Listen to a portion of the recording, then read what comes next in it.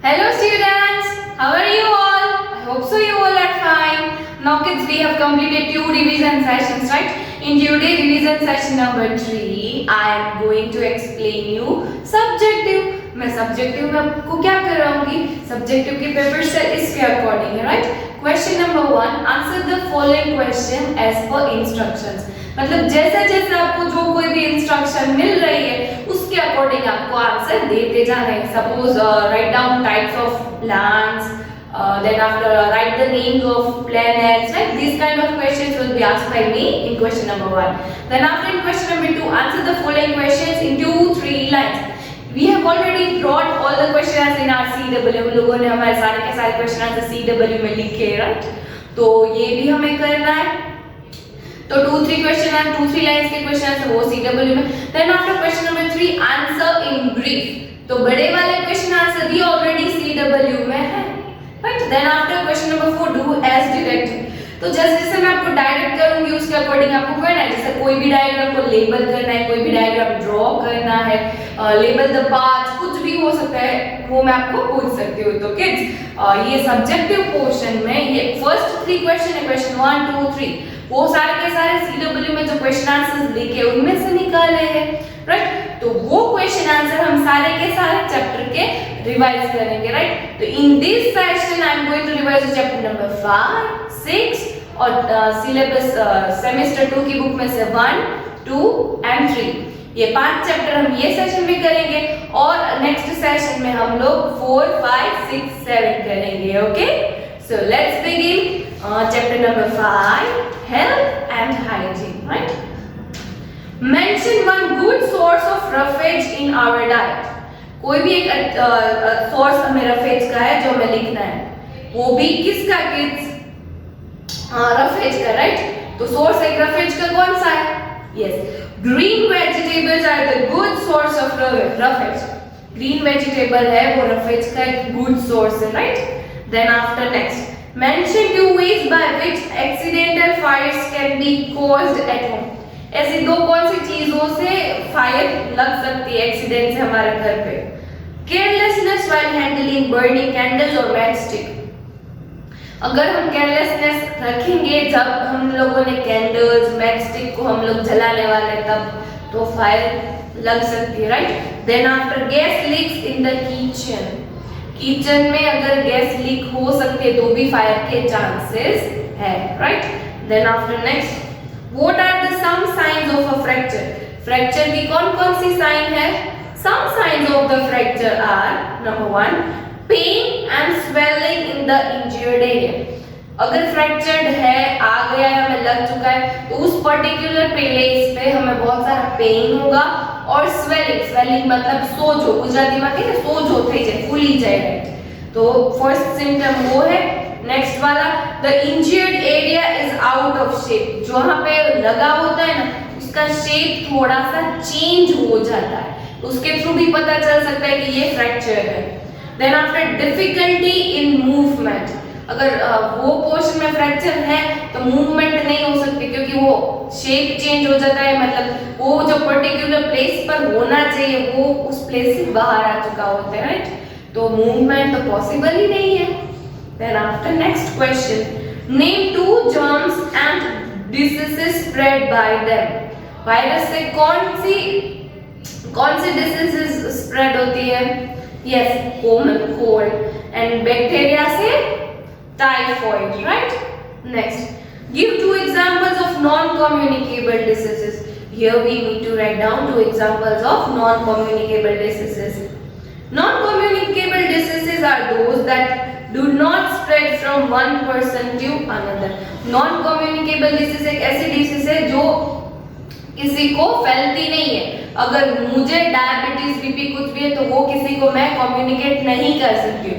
अगर मुझे फीवर है या फिर ऐसा कोई भी चीज, स्नीजिंग है, कुछ भी हो, तो वो मेरे थ्रू वो जा सकते, तो उसको क्या बोल सकते हैं? Communicable diseases. Done. Now next, describe the components of food that make a balanced diet. कौन से कंपोनेंट्स होते हैं जो डाइट को बैलेंस रखते हैं? Carbohydrates, proteins, fats, vitamins and minerals. चलो carbohydrates. Carbohydrates provide energy to the body, right? Then proteins. Proteins are the needed for the repairing and building muscles. Protein जो होते हैं वो मसल्स जो होते हैं उसको मतलब रिपेयर करते हैं और मसल्स बनाने में भी हेल्प करते हैं प्रोटीन। कोई जिम में जाता है तो उसको पता होता है कि प्रोटीन का कितना इंपॉर्टेंस है और वो मसल्स बिल्डअप करने में कितनी जरूरत होती है उसकी, right? Then after fats also provide energy to the body. Fats जो है वो उससे भी एनर्जी मिलती है बॉडी में, right? Then after vitamins and minerals. Vitamins and minerals are needed for the normal functioning of our body. हमारी जो बॉडी की नॉर्मल जो फंक्शनिंग होती है उसको कंटिन्यू करने के लिए we need vitamins and minerals, right? Water is essential for the proper functioning of our body. कि ये सारे कंपोनेंट्स की तो नीड होती है, बट वाटर की भी नीड होती है। ये सारी चीजें अगर हमारी बॉडी में जा रही है तो सेम इक्वली हमें वाटर की भी नीड होती है, right? Next, describe the importance exercise and rest. We need to describe the importance of rest and exercise. कि जैसे हमारी बॉडी को फूड की जरूरत है वैसे बिल्कुल हमारी बॉडी को एक्सरसाइज की भी नीड होती है और उतनी ही रेस्ट की भी नीड होती है, right? Exercise keeps our bones and muscles strong and flexible. Exercise के थ्रू हमारी बॉडी का मसल्स होते हैं और जो मसल स्ट्रॉन्ग होते हैं और फ्लेक्सिबल भी होते हैं, right? More oxygen and nutrients are supplied to all parts of the body. हमें जितना ऑक्सीजन नॉर्मली लेते हैं उससे ज्यादा ऑक्सीजन हमारी बॉडी में सप्लाई होना स्टार्ट हो जाता है। We also need to rest our body. Our body gets a chance to repair the worn out muscles and make them stronger when we rest.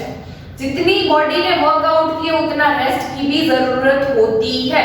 मतलब जितना रेस्ट अगर हम करेंगे जितना हम रेस्ट करेंगे उतने हमारे मसल्स होते हैं वो फटाफट रिपेयर होना स्टार्ट कर देंगे, right? It also haves to keep us alert and fresh. अगर रेस्ट लेने से वो हमें अलर्ट और फ्रेशनेस भी फील होती है। कभी सोचो 2 दिन तक अगर हम सोते नहीं है ना तो हमें कुछ पता ही नहीं होता है, मतलब हमारा अटेंशन कहीं पे भी नहीं होता है। हमें कोई बुलाए तो हमें वो भी पसंद नहीं होता है, कोई भी बाजू में कुछ भी करे तो हमें इंटरेस्ट ही नहीं रहेगा। मतलब रेस्ट हमारी बॉडी के लिए इतनी इंपॉर्टेंट है, राइट? चलो next, what is meant by first aid? First aid क्या है? Mention ways to be safe in case of fire. अगर फायर है तो क्या करना है हमें? First aid is the first और immediate help given to an injured person before he और she is taken to hospital.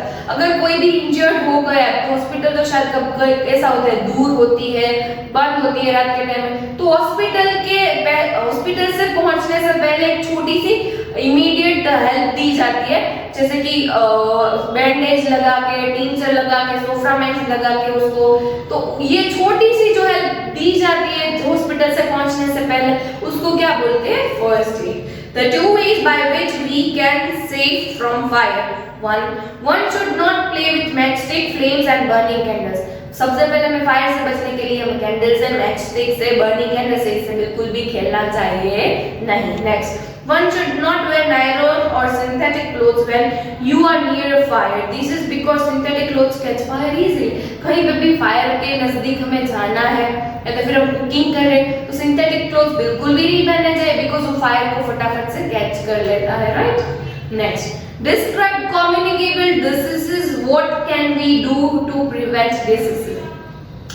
जो communicable disease है वो किस तरह से फैलती है और हमें किससे उससे प्रिवेंट करना चाहिए, right?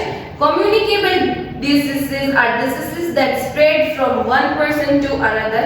They can spread through direct contact or through germs and insects. Communicable disease जो थे वो डायरेक्टली कम्युनिकेट भी हो सकते हैं और थ्रू जर्म्स भी कम्युनिकेट हो सकते हैं। अगर मुझे कफ कोल्ड फीवर है, अगर मैं किसी से बात कर रही हूँ, मुझे स्नीज आ रही है तो मेरे जर्म्स उसमें ट्रांसफर हो जाएंगे, तो उसको भी ये सारी की सारी चीजें हो सकती है, राइट? तो communicable is a kind of a disease which spreads through या तो फिर वो किसी से कम्युनिकेट हो जाती है या तो फिर जर्म्स के थ्रू कम्युनिकेट हो जाती है, right? Diseases can be prevented by eating a balanced diet helps prevent deficiency diseases. Balanced diet खाने से हम इसको अच्छी तरह से उसको रोक सकते हैं। अगर हमारी बॉडी में अच्छा से खाना है, इम्यूनिटी आ सकती है तो वो कम्युनिकेबल डिसीज उससे फाइट करके वापस बाहर निकाल देंगी, right? Communicable diseases can be prevented by preventing from one place to another. Spread of germs. मतलब वो जर्म्स के थ्रू भी स्प्रेड हो सकती है, राइट? तो उसका भी हमें ध्यान रखना है कि किसी भी जगह को इस तरह से बिल्कुल भी टच करना चाहिए नहीं। चलो, here we completed chapter number 5. Now let's begin chapter number 6, rocks and minerals. Right? चलो, question number 1.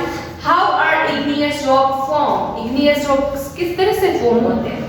जो मोल्टन रॉक होता है वोल्केनो के अंदर, वो इरप्ट होता है, तो उसमें से क्या होता है? मैग्मा अंदर होता है, right?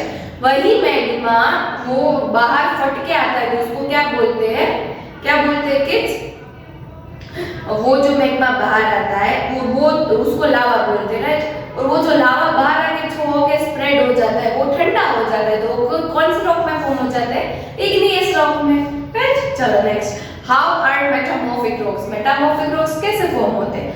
Metamorphic rocks are formed when heat pressure act on igneous and sedimentary rock. Sedimentary rocks और इग्नियस रॉक दोनों में से हीट और प्रेशर देके कौन से रॉक फॉर्म हो जाते हैं? Metamorphic rocks. डन? चलो now next, give two examples each of igneous, sedimentary and metamorphic rocks. यहाँ पे तीनों के एग्जांपल लिखे हैं, right? Igneous rock granite, प्यूमाइट।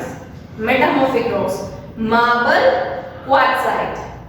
Sedimentary rocks sandstone and limestone. You can write any example but such होना चाहिए, okay? What are ores? Ores क्या है? In certain places, mineral deposits present in a rock may be particularly rich in one metal. From such rocks, metals can be extracted profitably. The rocks from which metals can be obtained profitably are called ores. ores एक ऐसी चीज है जो एक जगह पे बहुत time तक एक ऐसी प्लेस पर जो रॉक्स होते हैं वो एक मेटल में कन्वर्ट हो जाते हैं, और जो मेटल हमारे लिए यूजफुल होता है उससे हम निकाल लेते हैं, तो उसको क्या बोलेंगे? और सॉरी, चलो next, name the two types of magnets, what are they made of? The two types of magnets are natural and artificial. Two types के magnets कौन-कौन से हैं? पहला वाला तो natural और दूसरा वाला artificial. Magnets that are found in nature are called natural magnets. जो magnet हमें naturally nature में से मिलता है उसको हम क्या बोलेंगे? Natural magnet. For example, magnetite.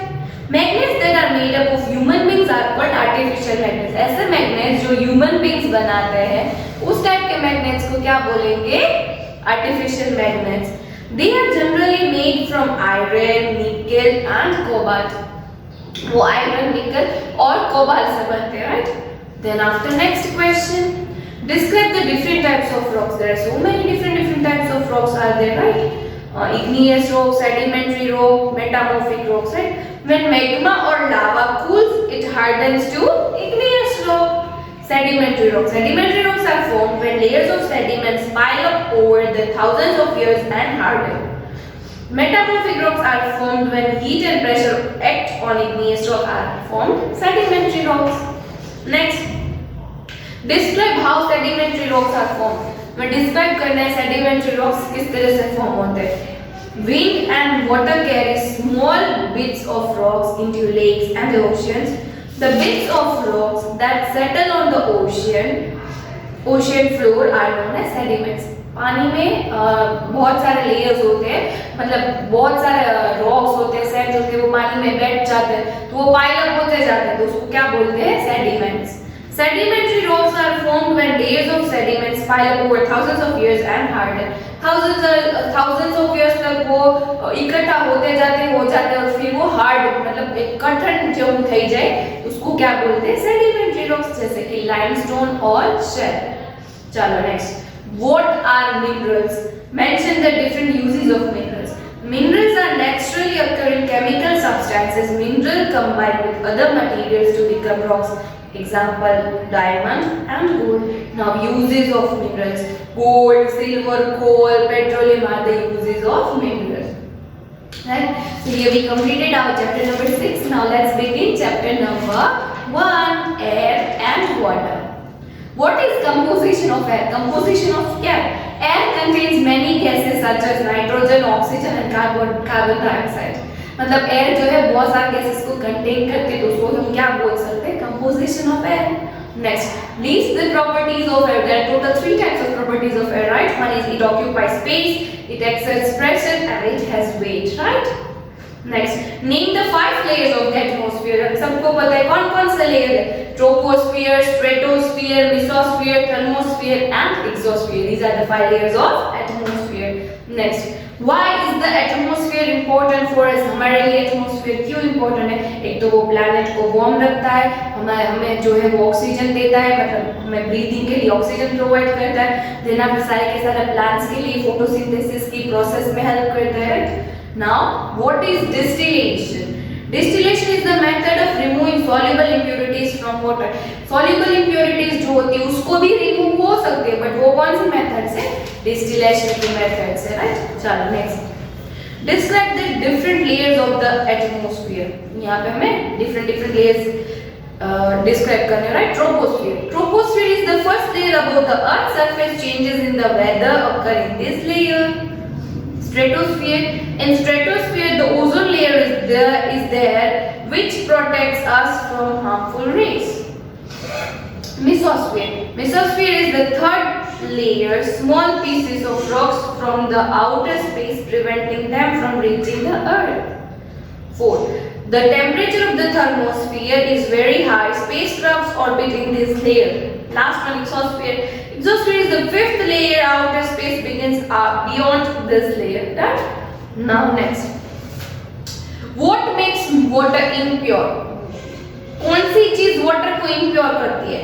Describe one way of removing soluble impurities from water. हम soluble impurities को water में से किस तरह से निकाल सकते हैं, right? Soluble and insoluble impurities make water impure. Soluble और insoluble चीज जो पानी में होती है उससे पानी अनप्योर होता है. Most soluble impurities can be separated using evaporation or distillation method. Most of the thing हम उसको किस चीज से निकाल सकते हैं? या तो फिर evaporation से या तो फिर distillation से, right? Next, describe the purification of drinking water before it reaches at our home. हमारे घर तक पानी आता है उससे पहले कौन कौन से टाइप की प्योरिफिकेशन प्रोसेस होती है वो मैं देते हैं. सबसे पहले बॉइलिंग होता है, क्लोरीनेशन होता है, right? Boiling water for 10 minutes can kill most of the germs in water. 10 minutes तक अगर हम पानी को बॉईल करेंगे तो मोस्टली सारे के सारे जर्म्स उसी में मर जाएंगे. Then after chlorination, the process of adding chlorine in water to kill germs is called chlorination. अगर पानी गंदा है उसमें क्लोरीन की टेबलेट्स हम डालते हैं और पानी क्लीन हो जाता है तो वो it's kind of a method जिसके थ्रू पानी को क्लीन कर सकते हैं, right? Next, describe 3 ways of purifying drinking water at home. Total 3 ways लिखते हैं जिसके थ्रू हम पानी को घर पे फिल्टर कर सकते हैं. एक तो बॉइलिंग, पानी को 10 मिनट्स तक बॉईल करने से हम सारे के सारे जर्म्स किल हो सकते हैं. Second, filtering using cloth. मम्मा कभी देखा है, कभी पॉट होता है उसमें व्हाइट कलर का एक फिल्टर क्लॉथ होता है, व्हाइट कलर का क्लॉथ होता है पतला, उसके थ्रू भी पानी को हम प्योर कर सकते हैं, right? Then after third one, water filter. Water filter के थ्रू भी हम घर पे पानी को क्लीन कर सकते हैं, right? Last one, is it safe to drink water directly from rivers और lakes? Give reason for your answer. Directly हम रिवर्स में से और लेक्स में से पानी पी सकते हैं? अगर पी सकते हैं तो वो सेफ है? No, it is unsafe to drink water from lakes or rivers as it contains dirt and germs. वो में बिल्कुल भी नहीं पीना चाहिए बिकॉज उसमें germs और dirt होता है, right? चलो next, chapter number 2, the earth and the moon. Kids, earth और मून के ऊपर है ये chapter, right? Name the 3 layers of the earth. कौन कौन से 3 layers? Crust, mantle and core, right? Next, what is meant by the phases of the moon? Phases of the moon मतलब क्या? The shape of the moon appears to change as it revolves around the earth. The changing shape of the moon are called phases of the moon, right? Now next, what do you understand about tides? Tides क्या है? पानी में मोजा उसको क्या बोलते हैं हम लोग? Tides बोलते हैं. The gravitational force exerted by the moon and the sun and the earth's rotation cause the water levels in oceans and seas to rise and fall. The rise and fall of the water levels in the water bodies such as oceans and seas is called tides. Next, who was the first person to step on the moon? Moon पे किसने सबसे पहले step रखा था? American astronaut Neil Armstrong ने, right? Next, what is an Eclipse? Eclipse क्या है? An eclipse occurs when an object in shade blocks the view of another object such that it cannot be seen partially or completely. There are two types of eclipse, solar and lunar. कोई भी एक object दूसरे object को block कर देता है, वो जो ब्लॉक कर देता है वो बिल्कुल भी नहीं दिखता या तो फिर पार्शियली नहीं दिखता है अर्थ में, उसको क्या बोलेंगे? Eclipse. There are two types of eclipse, one is solar and another one is lunar. Now next, describe the structure of the earth. हमें यहाँ पे structure describe करना है earth का. Crust. It is the outermost and the coolest layer of the earth. Then after mantle, it lies below the crust. It mostly contains iron and magnesium. Then after core, it forms the center of the earth. The core is divided into outer core and the inner core, right? Next, describe the surface of the moon. Here we need to describe surface of the moon. Surface of the moon क्या है? Surface of the moon है बिल्कुल ही uneven है, उसमें craters है, right? The moon does not have any protective atmosphere. Moon के पास अपना कोई भी protective atmosphere नहीं है, right? Then after next, describe solar and lunar eclipse. First of all, solar eclipse. A solar eclipse occurs when the moon comes between the sun and the earth. Moon बीच में आ जाता है, right? Then after lunar eclipse. A lunar eclipse occurs when the earth comes between the moon and the sun. Moon और sun के बीच में earth आ जाता है, तब कौन सा eclipse occur होता है? Lunar eclipse. Then after next, write a note on tides. Tides के ऊपर note लिखनी. There are two types of tides, low tides and high tides. Low मतलब कम tide आती है और high tide मतलब बहुत बड़ी tides आती है, right? Understand, as the earth spins, the water on its surface is pulled towards it because of gravity. At the same time, the moon's gravity exerts a pulling force on the oceans and seas. It causes to rise towards, okay? The sun also exerts a force on the water bodies as the sun is much farther away from the earth. Nevertheless, the gravitational forces exerted by the moon, the sun and the earth's rotation causes the water levels in oceans and seas to rise and fall. The rise and fall of the water level in water bodies such as oceans and seas is called tides. Done. So here we completed our revision session number 3. Now in revision session number 4 I am going to explain chapter number 3, 4, 5, 6 and 7. तो ये session में हमारे chapter number 5, 6, 1 और 2 ये 4 chapters के ये तीनों के तीनों क्वेश्चंस हमारे रिवाइज हो गए.